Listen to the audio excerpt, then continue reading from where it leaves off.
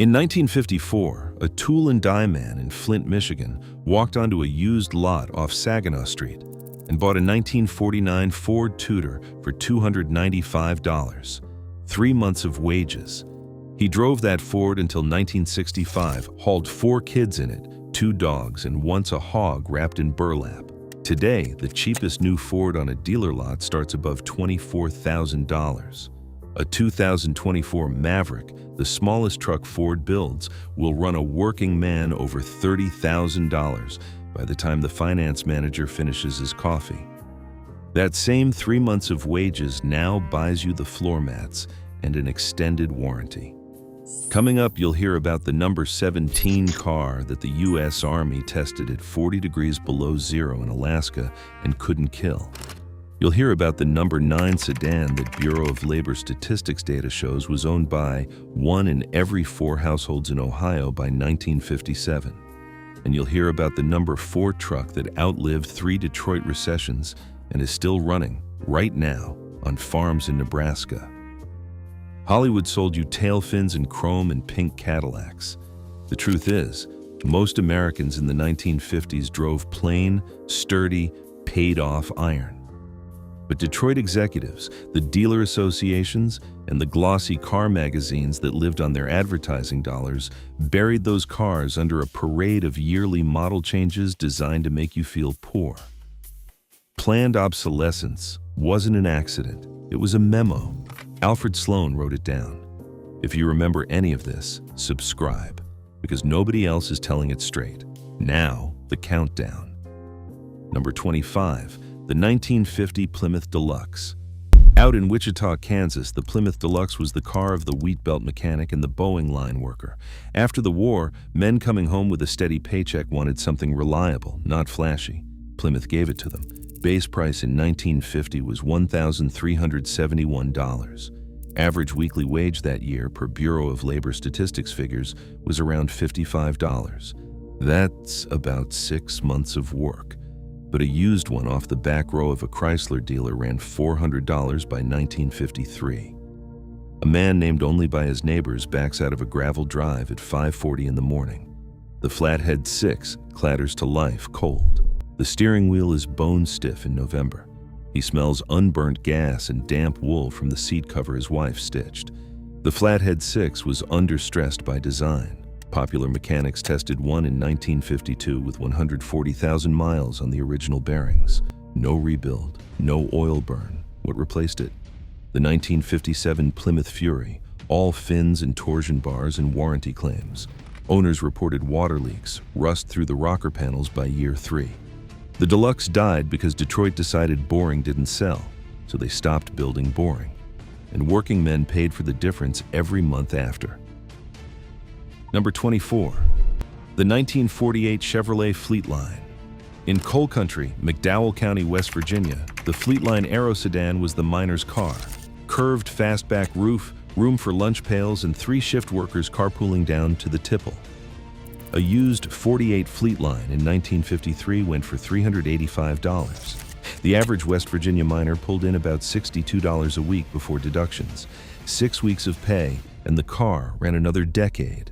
Pre-dawn, the engine turns over on the second crank, frost on the windshield, scraped with a pocket knife. The cab smells of coal dust that never washes out, and the burnt rubber tang of the exhaust manifold gasket. The 216 Stovebolt 6 was rated for 90 horsepower.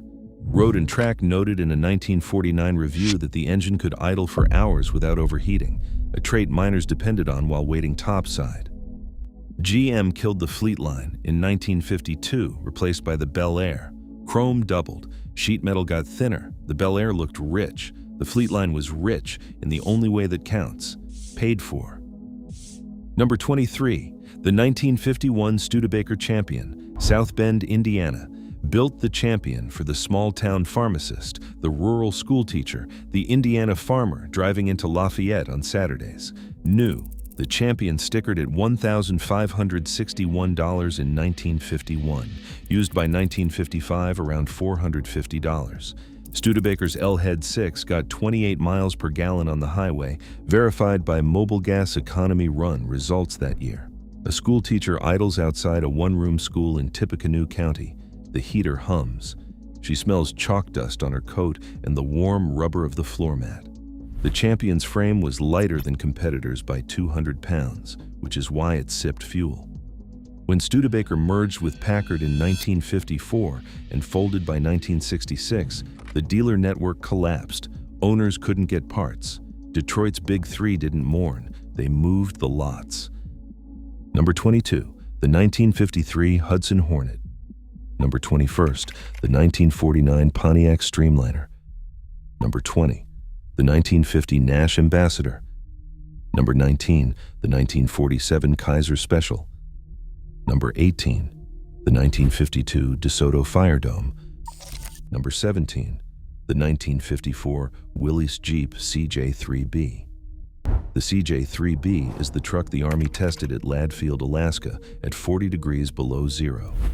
The Hurricane four-cylinder started on the third pull. No block heater, no synthetic oil. Farmers in North Dakota still run them today. Now, stop the count.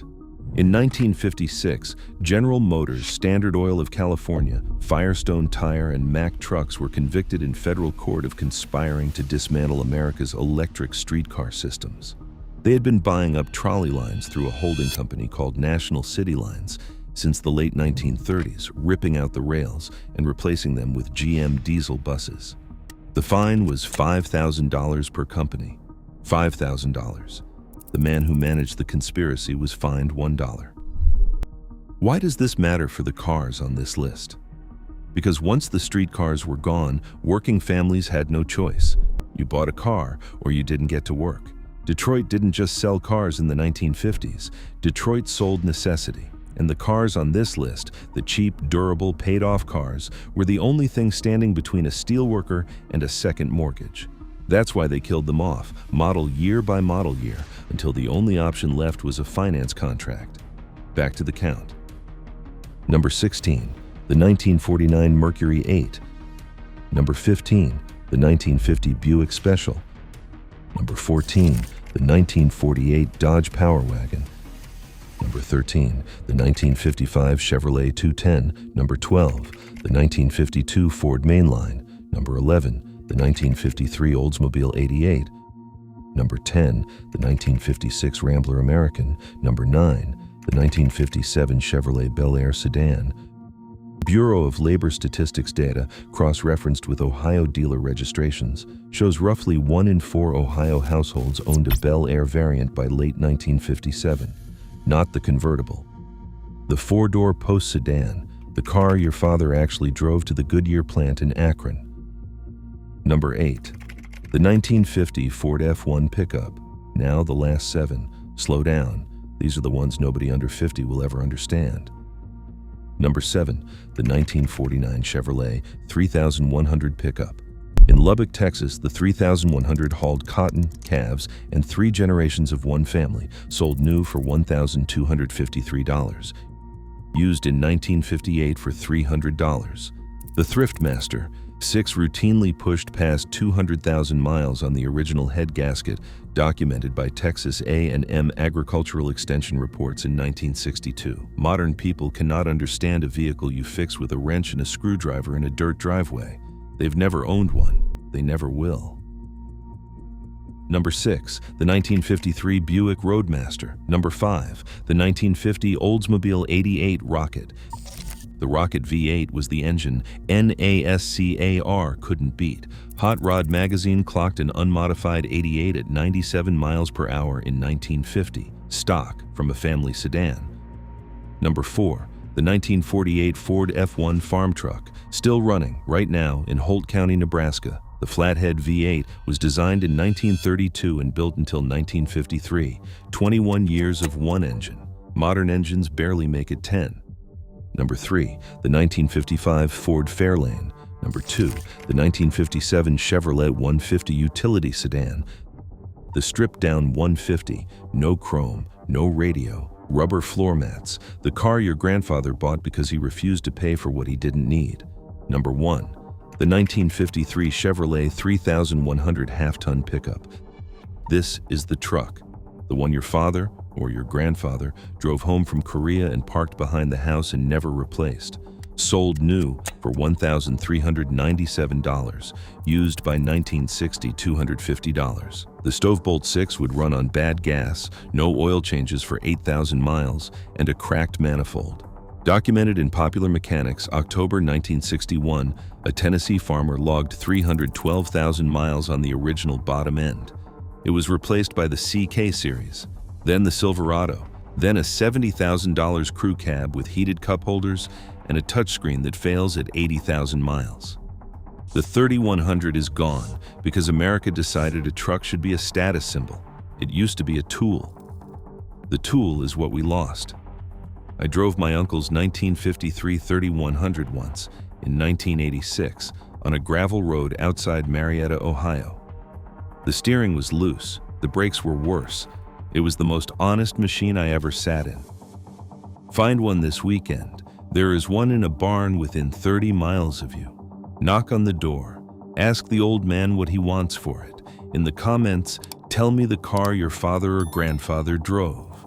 Year, model, and one thing he said about it. One sentence, that's all. These cars weren't transportation. They were the proof a working man could own something outright.